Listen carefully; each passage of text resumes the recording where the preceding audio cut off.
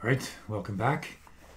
Today we're going to look at section 6 of Messiaen's Technique de mon langage musical, chapter 16. We've been reading through chapter 16 for most of the summer. Chapter 16 is where Messiaen lays out the details of the modes of limited transposition. And over the last couple of videos, I've talked through primarily modes 1, 2, and a little bit on mode 3. Messiaen himself kind of lumps 4, 5, 6, and 7 with scant attention paid to them, partly because while they are limited in transposition, they have more modes of transposition than he's interested in. So, to get a better sense of what Messiaen means by transposition, what he means by a mode, what he means by scale, go back through the playlist, catch up on the last half dozen or so videos in the Decomposing Messiaen series. Today we finished chapter 16, and there's only a couple of chapters left, and we'll have gone through the whole book, so that's pretty cool. Just as a fair warning, at the end of this video, I'm going to read from my book on mortality and the human imagination, because there is a word that Messiaen uses in this section that reminded me of a word that I find very interesting, and I wrote an essay about it. So I'm going to read some or all of that essay, depending on how much time I spend noodling through this. So let's jump right in, make this a little bit bigger, and we'll read through the translation together. Section 6, rapport des modes à transposition limitée et des rythmes non retrogradable. The relationship between the modes of limited transposition, which are the pitch sequences we've been talking about, and the non-retrogradable rhythms, which were in section 1 of the book, rhythmic patterns that are the same forward and backwards. They cannot be reversed. When they are, you end up with the same material. Now, he says, let's return to the thoughts in chapter 5, section 3, where we said, if I can zoom in a little bit on this, make it a bit easier to read. The modes of limited transposition are realized in the vertical sense. Harmony, transposition. The non-retrogradable rhythms are realized in the horizontal sense, and he wrote this in chapter 5, and I certainly talked about it a lot because to me this is an incredibly powerful image, perhaps really the central thesis of this entire treatise is that there's a musical moment that occurs when you have the intersection of the horizontal here, which are the modes of limited transposition, and the various chords and harmonies and progressions that can be derived from those. And then you have the you have the horizontal, the rhythm, and there's a spatial phenomenon that occurs in the intersection. There's this vortex, and around that vortex, I certainly like to use very spiritual terms. Messiaen uses very prolific purple prose. So let's see what he actually says. In effect, these modes cannot be transposed more than a certain number of transpositions, sous peine de retomber, with the pain of without returning to the same notes, and they're speaking on harmonically. At the same time, the rhythm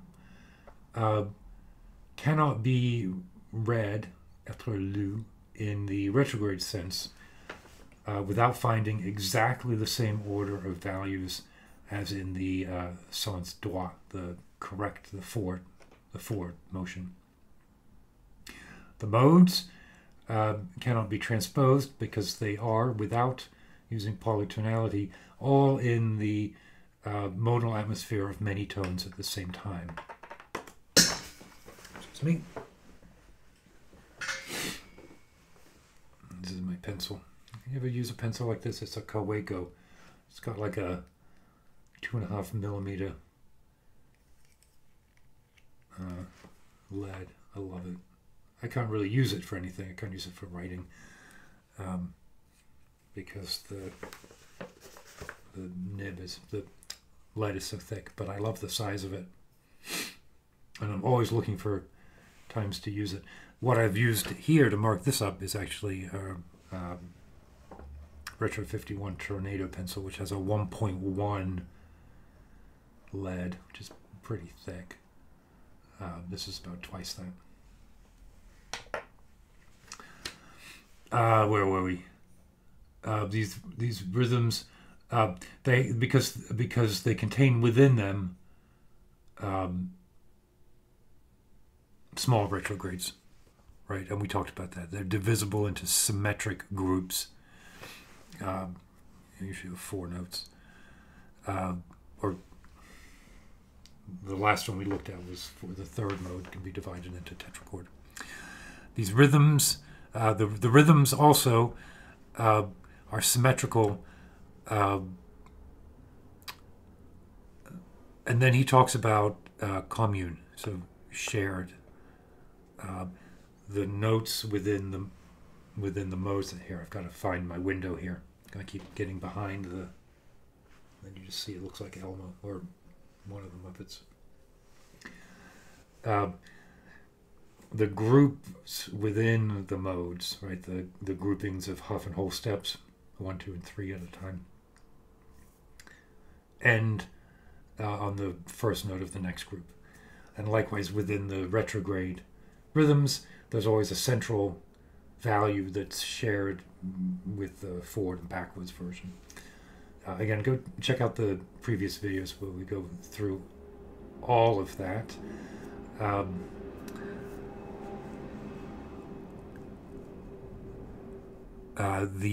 L'analogie est donc complète. The analogy is therefore complete. So when I read this, I wrote down the two words, symmetry and shared. And I think these are aesthetic principles at the core of the technique that really define the unfolding of that space. Now he gets into a little bit more of the abstraction of it here on the next page. Can you see that? That's a little hard to see. Same section, section 3, chapter 5 still. It's also written thinking about the listener of our modal rhythmic music, right? Il n'aura pas le temps au concert de vérifier les non-transpositions. It doesn't have the time in the concert, not just the time, but the capability to verify not the limited transposition and the limited retrogrades. And at that time, à ce moment-là, ces questions ne l'intéressent plus. Être séduit, tel sera son unique désir. And in the moment of the concert, those questions about the technique don't matter. What matters is to be seduced. So symmetry, sharing, and seduction. That's the goal of Messiaen's music, is to seduce, is to dazzle with the surface, so that you are pulled into the vortex of the moment, right? He says, et c'est précisément ce qui se produira. The seduction is exactly what se produira, he will be led to. Il subira malgré lui. He will be despite himself, led to the strange charm of impossibilities. Une certain effet d'ubiquité. D'ubiquité, that's the word that prompted me to think of my word essay. The tonal ubiquity with non-transposition. A certain unity of movement with the rhythms, because the beginning and the end are se confondant, merged together, whether it's in the harmonic space or the vertical space. Got that backwards. The vertical or the horizontal space.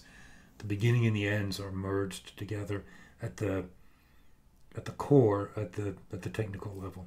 And we may not be aware of that technical level, but we are swept away by the effect, the ubiquitous tonality.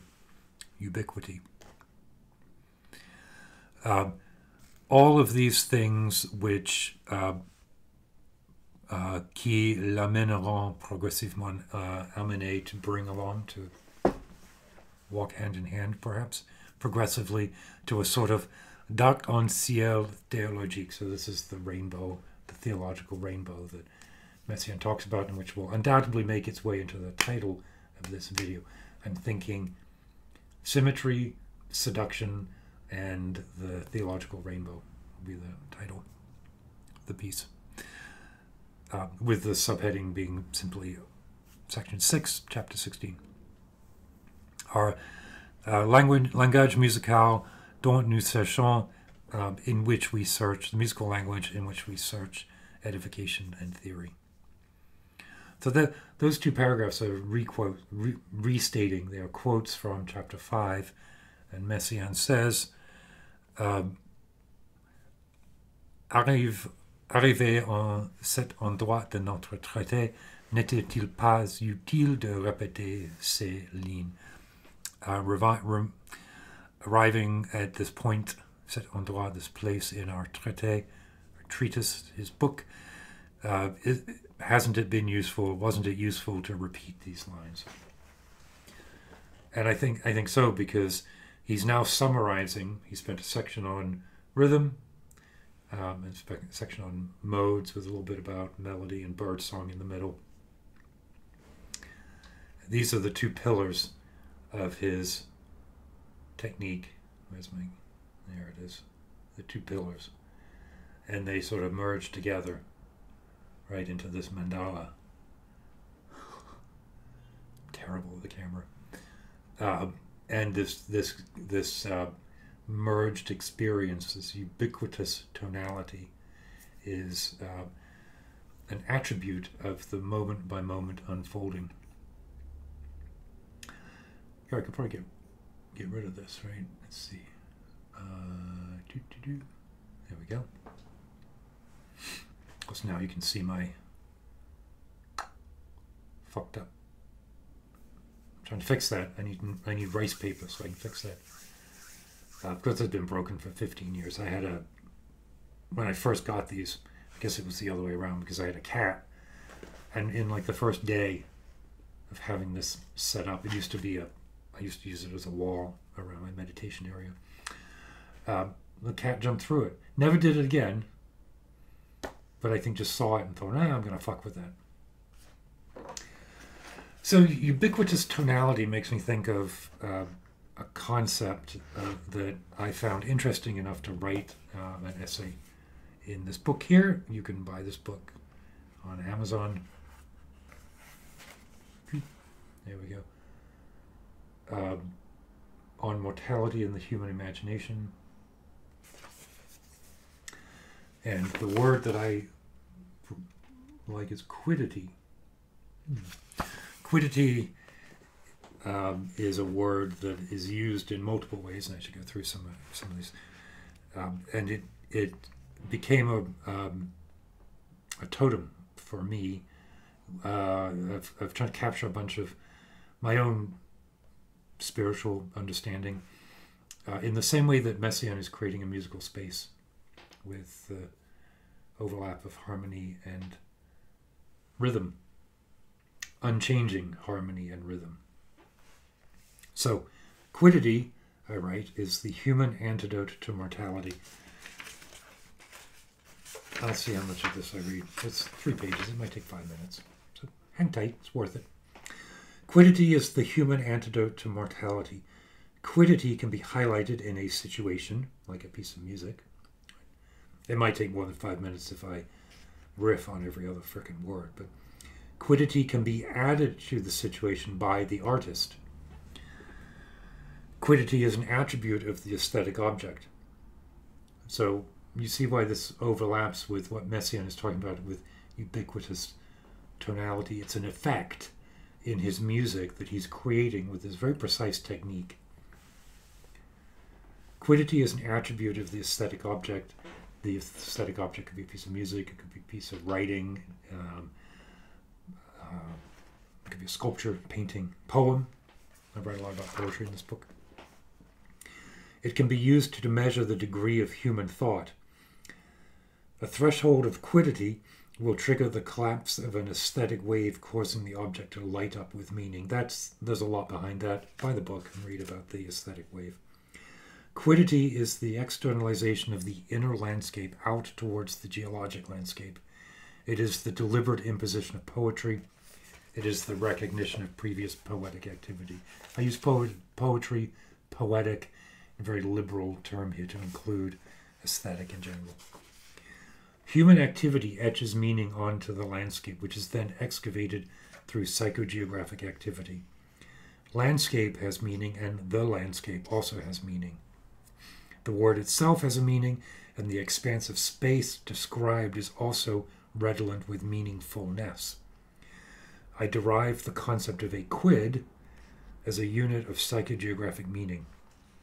Let's examine the etymology of the word. I have accumulated a half dozen or so references to the word which are here collected together. So the meat of the essay are these 6 or so examples of authors using the word quiddity in quite different ways, but it provides a constellation of meaning that I think is very similar to what Messiaen is talking about when he describes the ubiquity of this musical effect that he's creating with the overlap of non-retrogradable and limited transposition.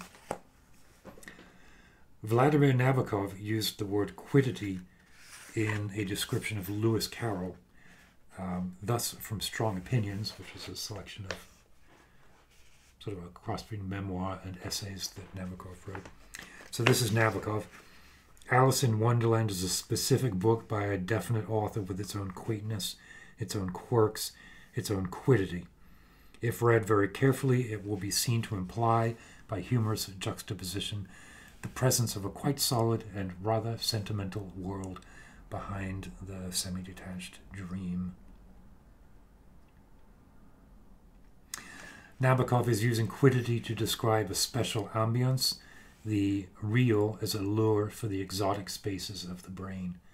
He also describes in Pale Fire, which is another of his books, quote, "My vision reeked with truth. It had the tone, the quiddity and quaintness of its own reality." So I think Nabokov uses quiddity. He uses quaintness in both cases as well, and quirky. And it's got to be more than just the fact that they all begin with QU, although that in itself is a sufficient reason to group those 3 words together. Now, next, in scholastic philosophy, which is medieval stuff, quiddity identifies the whatness of an object versus the hexity or the thisness of an object. This gets a bit obscure. Quiddity is the class, while hexity is the instance, to steal some jargon from my object-oriented programming friend. So it's a cup of tea described by George Orwell against the specific cup of tea upon which my morning depends. The general against the specific. Quiddity is the general. The what. Now then, James Joyce. These concepts are adumbrated by the luminosity of the modality, no doubt. That's a reference to Ulysses. When James Joyce writes in chapter 14 of Ulysses, on page 394, if you have the same edition that I do, "And as no man knows the ubicity of his tumulus, nor to what processes we shall thereby be ushered, nor whether to Tophet or to Edenville in the like way is all hidden. When we would backness see from what region of remoteness the whatness of our who-ness hath fetched his whenceness. So I write here, I had to look up most of that sentence. Ubicity is awareness. Perhaps the ontology of place I'll have to check with my Heidegger reading friends. I rely a lot on my friends in this book. A tumulus is an ancient burial mound. Tophet is a location of Old Testament child sacrifice. Edenville appears to have associations beyond the biblical garden. Nobody knows the where or when they will find their grave, or the manner, the whatness of life that will precede it, following the accident of birth. We can keep going, but I'm about 2/3 of the way through, so if you've hung out this far, you might as well stick through to the end. Later entries in the Oxford English Dictionary define quiddity as a legal matter of hair-splitting distinction. And from there, it seems an easy step to crotchety, eccentric, and possibly just a little bit mad. In between, William Blake uses quid as a character in An Island in the Moon. He says, this quid is a regular sort, a common chap. A fellow about whom Blake says he was chewing his quid of bitterness. Quid refers to the bloke as type and as name, as well as to the chump of chaw he was chewing on. Oh, here's one of my favorite. Martin Amis refers to quiddity in Time's Arrow. Time's Arrow is a harrowing book. I don't always appreciate Martin Amis as much as I want to when I read his novels, but Time's Arrow really blew my fucking head off.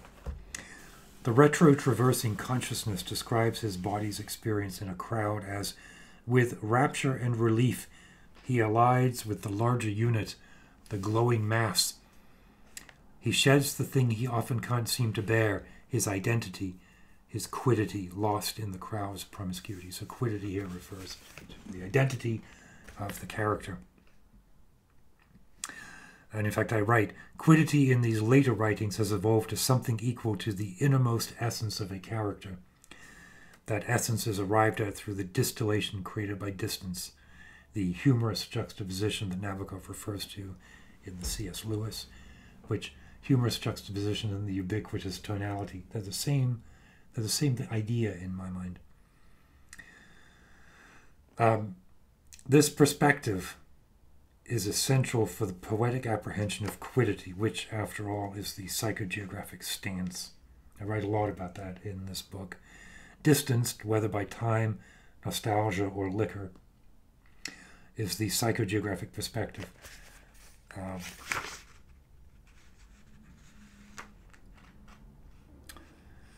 I'll stop there, because then I dig into a poem by Auden that I think is well worth the read, but perhaps a bit too much of a tangent for this topic. So I wanted to read that because I felt like it gave a good, like I said, constellation, a good constellation of ideas that, in their overlap and in their façon, help give an idea of what I think Messiaen is also getting at when he talks about the way to be seduced by his music.